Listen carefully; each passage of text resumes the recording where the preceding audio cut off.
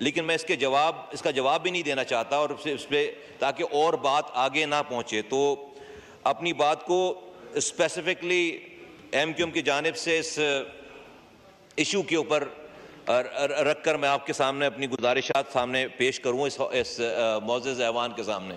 और वो ये कि जनाब, इसमें कोई शक नहीं है कि ये एक फॉल्स फ्लैग ऑपरेशन था सारा, और जैसा तमाम डिटेल्स आ रही हैं अब सामने और हकाइक सामने आ रहे हैं कि इंडियन चैनल्स के ऊपर ये बताया जा रहा है, दिखाया जा रहा है कि जो विक्टिम्स हैं वो 1.5 घंटे कह रहे हैं कि उनको कोई रेस्क्यू करने नहीं आया, 1.5 घंटे तक उनके पास कोई पहुंच नहीं सका वहां पर, इतनी वो डिफिकल्ट टेरेन है सारी। और वहां पर 30 मिनट के अंदर जो है वो पुलिस आती है, FIR काटती है, और उस FIR में ये लिखती है कि पाकिस्तान से हमलावर आए थे। 30 मिनट के अंदर इंडिया को, वहां की पुलिस को कैसे पता चल गया, आकर वो कैसे चले गए वापस, पुलिस वाले इन्वेस्टिगेट करके, और जाकर ये भी लिख दी गई बात।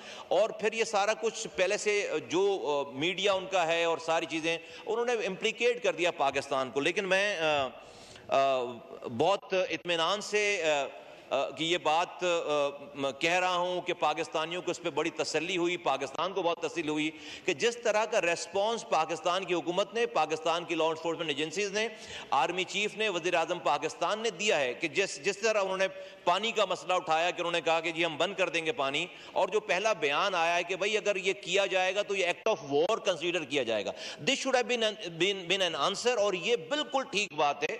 और उसके बाद ख्वाजा आसिफ साहब ने बात की कि अगर जो है वो जंग छेड़ी गई या जंग शुरू हुई तो हम जंग करना नहीं चाहते, हम जंग छेड़ना नहीं चाहते, लेकिन ये न्यूक्लियर एसिड जो है वो फिर अगर हम पर, हमारी बका पर आ जाएगी तो ये इस्तेमाल होंगे। मैं ख्वाजा आसिफ साहब की इस बात पे, जो हमारे डिफेंस मिनिस्टर हैं, मैं मनोवन जो है वो MQM इस बात की तायद करती है। हम इस बात के, इस फलसफे के मानने वाले हैं कि हम अमन पसंद लोग हैं, अमन चाहते हैं, हम बिल्कुल जंग नहीं चाहते, हम खित्ते में अमन चाहते हैं, हम दोनों ममालिक में जो है वो ताल्लुकात बेहतर चाहते हैं, अमन चाहते हैं, और पाकिस्तान ने इसकी तमाम कोशिशें कर ली। लेकिन ये जो सारा ड्रामा है नरेंद्र मोदी का, और वो जो उसको गलत फहमी है वो उसको दूर होनी चाहिए, इंडियंस को ये गलत फहमी दूर होनी चाहिए।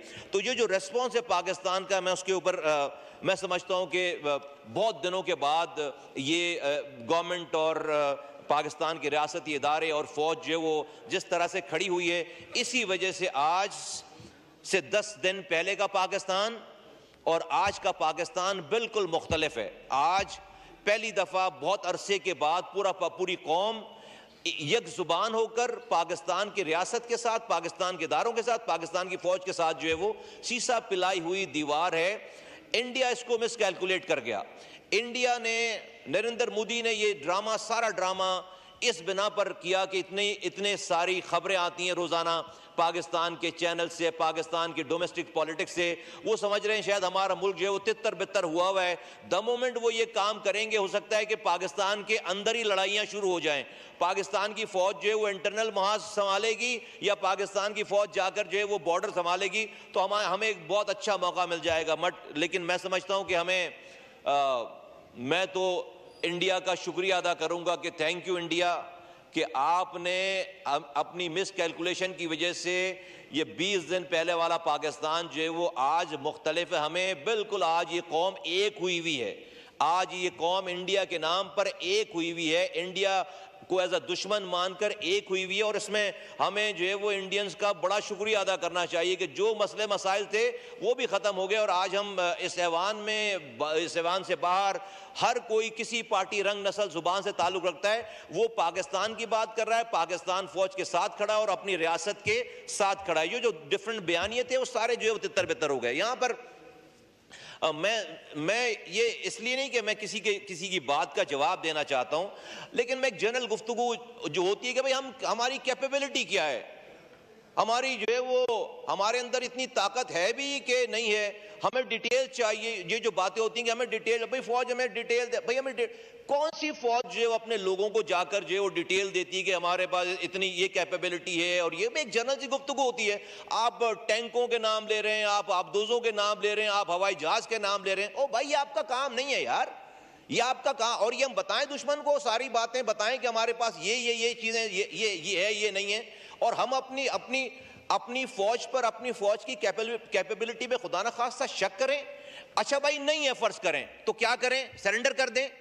भाई नहीं है, ये गजा में फलस्तीन के बच्चों के पास जो है वो कैपेबिलिटी है, नियत्ते बच्चों के पास, कि पूरी सुपर पावर उनको जो है वो सिरनिगू करना चाहती है, नहीं कर सकी आज तक। उन माओ के पास जो कैपेबिलिटी है, मिसाइल है जिनको इसराइल जो है वो रोजाना मारता है, बमबारी करता है, वो ये देखकर हक के लिए खड़े हुए वहां पर, वो ये देखकर वो बच्चे शहीद हो रहे हैं वहां पर, वो ये देखकर माएं जो हैं वो अब जनाजे दफना रही हैं अपने जवान औलादों के। ये कौन सी बात हो गई, कैसी बात हो गई? कैपेबिलिटी नहीं है तो इंडिया के आगे सरेंडर कर जाएं? ये बिल्कुल, ये टॉपिक ही गलत है, ये बात ही गलत है, कहीं से भी ये बात जो है वो। और मैं बहुत ही इस MQM के प्लेटफॉर्म से, अपनी पार्टी की जानिब से मैं पाकिस्तान के लोगों को, दुनिया के लोगों को, और ख़ास तौर पर इंडिया को ये बताना चाहता हूं कि भाई हमारी तो ज़िंदगी, हम कलमा पढ़ने वाले लोग हैं, कलमे के नाम पर ये मुल्क आज़ाद हुआ है, बना है।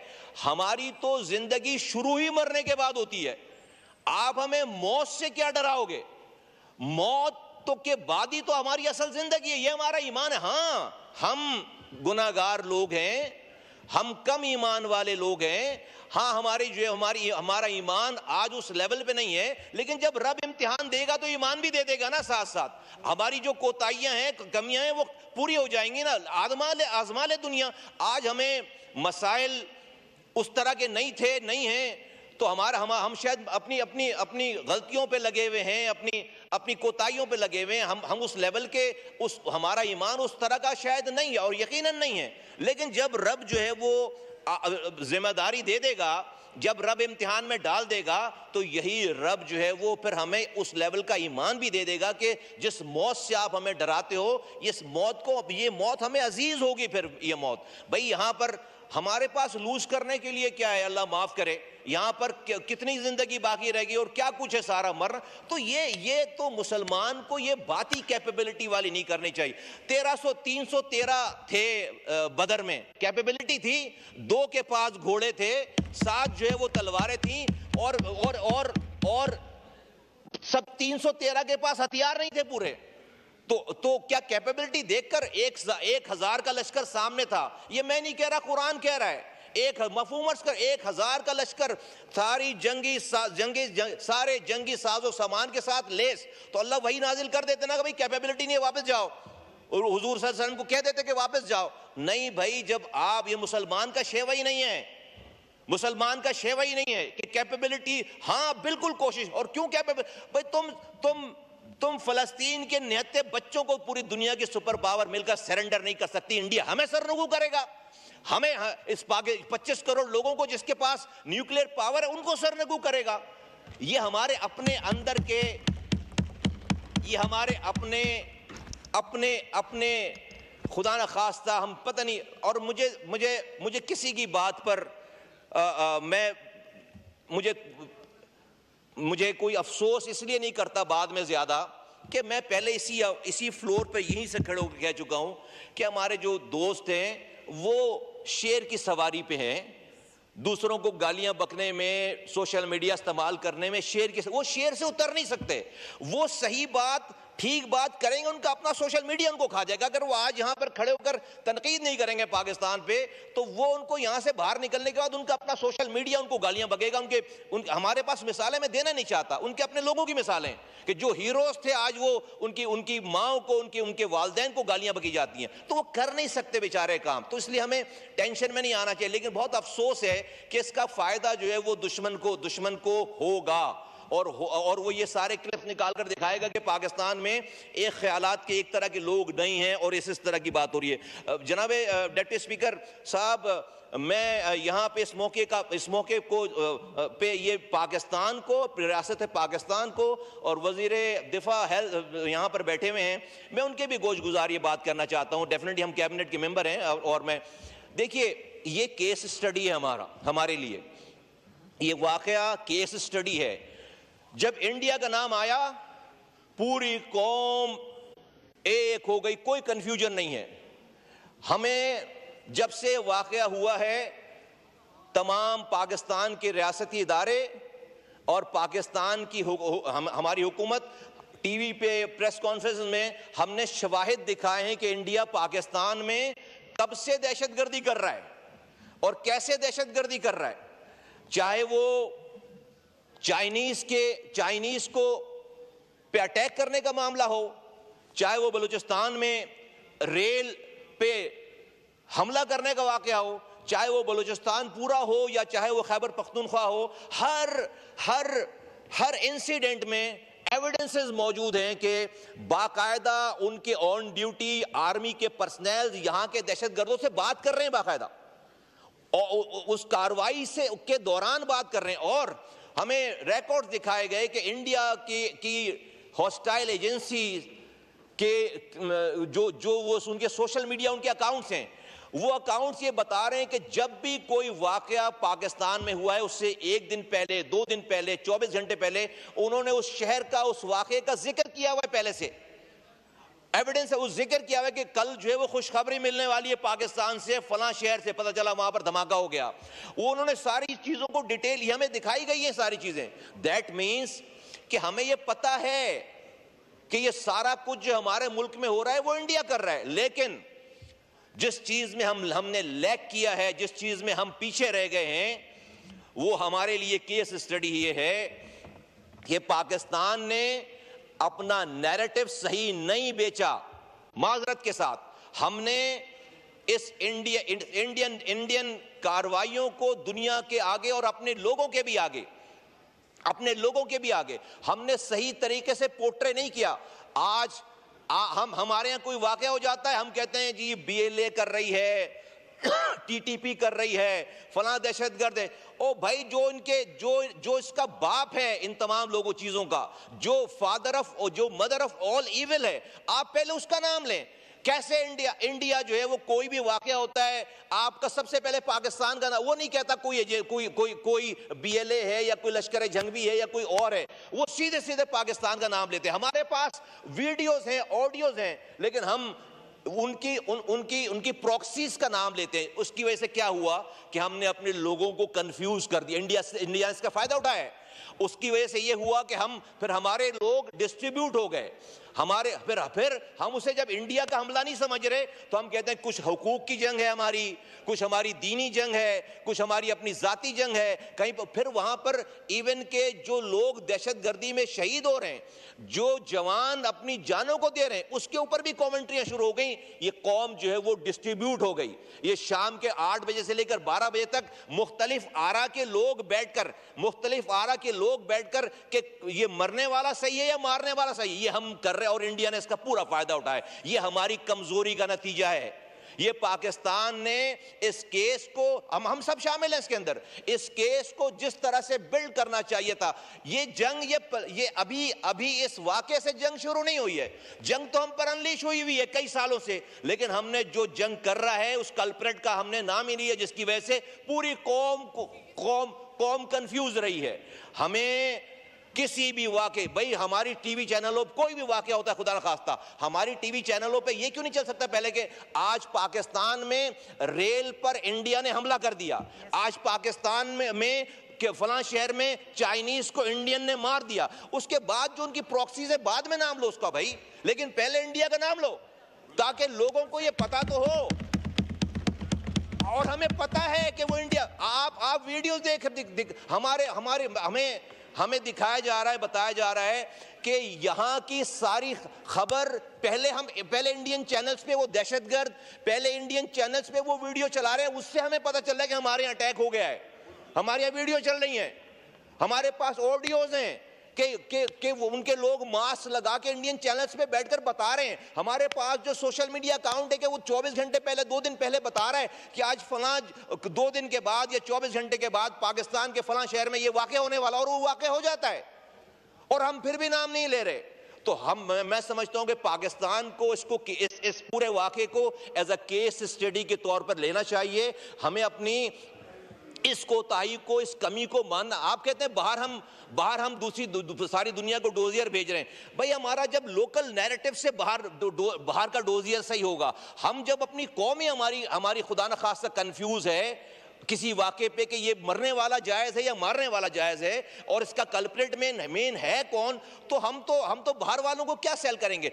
बेसिकली इंडिया ने इसी कंफ्यूजन को ओवरलुक करके ओवर रेटेड करके उसने ये वाकया को वो समझ रहे हमने तो कंफ्यूज कर रखा है कौम को। जब हम ये वाकया करेंगे तो पूरी कौम आपस में डिस्ट्रीब्यूट हो जाएगी। थैंक्स टू देम कि उन्होंने ये और अपनी शक्ल दिखाकर खुद को सामने लाकर प्रॉक्सी से हटकर, जब वो खुद जो मदर ऑफ ऑल इविल है इंडिया, जब वो खुद सामने आ गया तो फिर पूरी कौम को बताने को किसी बैनर लगाने की जरूरत नहीं पड़ी, किसी बयान देने की जरूरत नहीं पड़ी, किसी को कुछ बोलने की जरूरत नहीं पड़ी। ये मुल्क पूरा यकजान हो गया। ये दैट शोज कि when it comes to a real culprit ये कौम पूरी एक है। हुकूमत वक्त का, रियासत का ये पूरा काम है, ये पूरा काम है कि ये जो कल इसके देखें, मेरा ये मानना है इंडिया बिल्कुल फुल स्केल वॉर पे सर नहीं जाएगा। उसको नाकामी हो गई, उसको वो वापस दोबारा प्रॉक्सीज भी आएगा, दोबारा कोई ना कोई वाकया शुरू होंगे। हमें अभी से तैयारी करनी चाहिए उस प्रॉक्सीज की कि जब खुदा ना खास्ता कोई वाकया हो, यहां पे करने वाले कल्प्रेट्स का नाम बाद में ले, पहले इंडिया का नाम ले। कौम को बताएं कि ये इंडिया कर रहा है, कौम को बताएं कि ये कोई भी किसी भी शक्ल में कोई दहशतगर्द हो सकता है, लेकिन इसके पीछे इसके साथ इंडिया है और वो सारे सबूत दे रहे हैं हम इंडिया ये काम कर रहा है। सर मैं ताकि कौम इस नैरेटिव से इससे बाहर निकले, मैं अपनी बात जो है वो आखिरी इस वाली बात पे मैं खत्म, बस सर वाइंड अप, एक मिनट बस इस बात पे अगेन, बस इसकी at the cost of repetition ये बात कह रहा हूं कि प्लीज ये बात ना करें कि हमारी कैपेबिलिटीज क्या है। आज के दौर में गजा के बच्चों ने साबित कर दिया कि एक मुसलमान की कैपेबिलिटी क्या होती है। नियत बच्चों ने साबित कर दिया।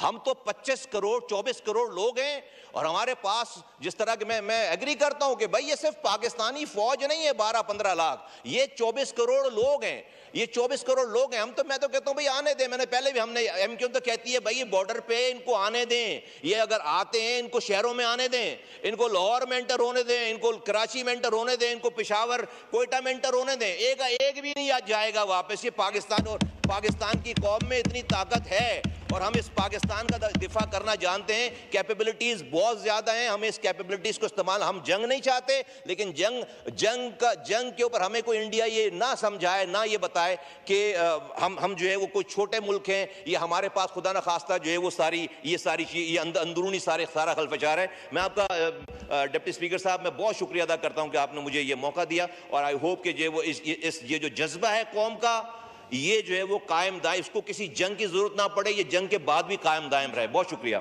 शुक्रिया जी। Sahibzada Mohammad Hamid Raza not present. Mister Ali Mohammad Khan साहब, 10 मिनट्स प्लीज, टाइम की पाबंदी कीजिएगा। बहुत शुक्रिया